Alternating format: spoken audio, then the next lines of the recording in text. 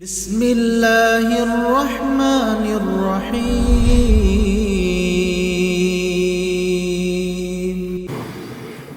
السلام علیکم ورحمۃ اللہ وبرکاتہ۔ الحمد للہ رب العالمین والعاقبۃ للمتقین والصلاۃ والسلام علی سیدنا وحبیبنا محمد وعلی آلہ واصحابہ اجمعین۔ گرامی قدر بھائیو، رمضان المبارک کی آج یہ چوتھی مجلس ہے جس میں ہم اپنے حبیب کا ارشاد آپ کے سامنے پیش کرنے والے ہیں۔ رسول کریم صلی اللہ علیہ وسلم کا ارشاد گرامی ہے، اذا دخل شہر رمضان فتحت ابواب الجنہ وغلقت ابواب النار وصفدت الشیاطین۔ بخاری مسلم کی حدیث ہے۔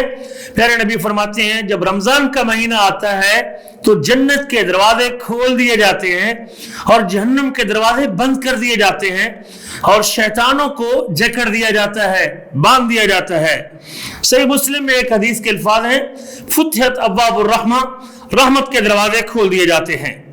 اس حدیث میں رمضان کے چند فضائل کا تذکرہ ہے اور اس مہینے کی چند خصوصیات کا ذکر ہے۔ روزوں کے اس مہینے کو چند ایسی خصوصیات عطا کی گئی ہیں جو باقی مہینوں کو حاصل نہیں ہیں۔ یقیناً جب آدمی اخلاص کے ساتھ اور نیک نیتی کے ساتھ اس مہینے کے روزے رکھتا ہے تو اس کی یہ برکات سمیٹ لیتا ہے۔ اس مہینے کی خصوصیات میں سے ایک خصوصیت یہ ہے کہ اس میں جنت کے دروازے کھول دیے جاتے ہیں اور جہنم کے دروازے بند کر دیے جاتے ہیں، کیونکہ لوگ کثرت سے نیک کام کرتے ہیں، اچھے اعمال کرتے ہیں، صدقہ خیرات کرتے ہیں، لوگ اپنے مالوں کی زکوٰۃ بھی دیتے ہیں، لوگ قرآن کی تلاوت بھی کرتے ہیں، روزہ بھی رکھتے ہیں، اور جس قدر لوگوں کی اپنے اللہ کی طرف توجہ زیادہ ہوتی ہے تو یقیناً اللہ اپنے بندوں کو اسی قدر معاف بھی کر دیتا ہے اور ان پر راضی بھی ہوتا ہے۔ زمین پر شر اور برائی کا زور ٹوٹ جاتا ہے، شیطانوں کو چونکہ جکڑ دیا جاتا ہے اور مسلمان ان عبادتوں میں مشغول ہوتے ہیں۔ ہر خیر کا کام آدمی بجا لاتا ہے اور ہر شر سے اپنے آپ کو بچا لیتا ہے۔ بڑے بڑے گناہگار لوگ اور بڑے بڑے باغی قسم کے لوگ بھی ان دنوں میں اپنی بغاوت سے واپس لوٹ آتے ہیں، اپنے اللہ کی حکموں کو توڑنے سے دامن بچا لیتے ہیں اور اپنے اللہ کی طرف رجوع کرتے ہیں، مساجد کو آباد کرتے ہیں، اطاعت پر جم جاتے ہیں، قرآن کی تلاوت کرتے ہیں۔ یہ اس مہینے کی برکات کی وجہ سے شیطان جکڑ دیے جاتے ہیں، اس کا زور کم کر دیا جاتا ہے، لیکن یاد رکھیے پھر انسان کے لیے اللہ راستے کھول دیتا ہے، میرے بندے جو تیرا سب سے بڑا دشمن تھا ہم نے اس کو باندھ دیا ہے، اب تیرے لیے نیکی کے دروازے کھلے ہیں۔ لیکن یاد رکھیے شیطان کے جکڑ جانے کے باوجود بھی اگر آدمی برائی کرتا ہے تو اس کے دوسرے اسباب ہیں۔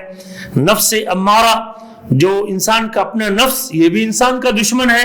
بعض اوقات اس کی وجہ سے بعض اوقات عادات اتنی غالب آتی ہیں کہ وہ عادات چھوٹتی نہیں، اور اسی طرح بعض اوقات جو انسانوں میں سے شیطان ہوتے ہیں ان کی صحبت آدمی پر غالب رہتی ہے اور اس کے باوجود بھی وہ اپنی ان بری مجالس کو جاری رکھتا ہے۔ مسلمان کو چاہیے کہ وہ نیک کاموں میں جلدی کرے، مختلف قسم کی بندگی اور اطاعت کے کام کرے، اپنے وقت کو ترتیب دے اور اس نیکیوں کے موسم سے فائدہ اٹھائے اور بچے رات کو بلا وجہ جاگنے سے۔ رات سونے کے لیے اللہ نے بنائی ہے، رات کو اپنی نیند پوری کرے اور پھر اپنی عبادت کے لیے وقت نکالے، دن کو سونے سے گریز کرے اور